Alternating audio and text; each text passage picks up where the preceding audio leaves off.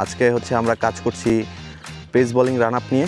Run আপের কিছু skill নিয়ে আমরা কাজ করছি। পেস বোলিং রান আপ হচ্ছে এমন একটা জিনিস যে পেস বোলারের স্টার্টিং পয়েন্ট হচ্ছে পেস বোলিং রান আপ। তো আমরা ওই রান আপ নিয়ে কাজ করছি। যদি একটা pace bowler run up smooth হয়, স্কিল ওয়াইজ ঠিকঠাক হয়, তাহলে পেস বোলারদের ইনজুরির চান্স খুব কমে যায়, অনেকটাই কমে যায়। বোলিংয়ের রিদমটা ভালো আসে, এনার্জিটা সেটা লং টাইম পাওয়া যায়। তো আমরা এখন কাজ করছি হচ্ছে পেস বোলিংয়ের কিছু রান আপ ড্রিল নিয়ে। একটা কাজ করছি আমরা হার্ডেল নিয়ে।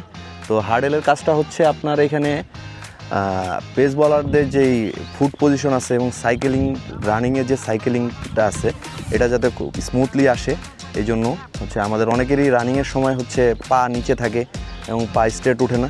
তো এই স্ট্রেট ওঠানোর জন্য এবং সাইকেলিং রিদমটা ঠিক করার জন্য আমরা হার্ডেল দিয়ে একটা রানিং স্কিলের কাজ করছি।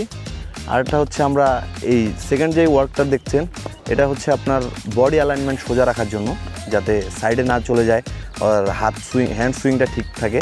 এই জন্য হচ্ছে আমাদের সেকেন্ড এই সেট আপটা। এই জন্য হচ্ছে এইখানে যদি পেস বলারদের বডি অ্যালাইনমেন্ট সোজা থাকে, সেক্ষেত্রে ওদের টার্গেট এবং কি ফোর্স সব কিছু ফ্রন্টের দিকে থাকে। এটা পেস বলারদের জন্য খুব ইম্পর্টেন্ট একটা পার্ট। আমরা এটা নিয়ে কাজ করছি। আরও কিছু পেস বোলিং স্কিলের কাজ আছে, সেটা নিয়ে আমরা পরে আলোচনা করবো ইনশাল্লাহ। আসসালামু আলাইকুম।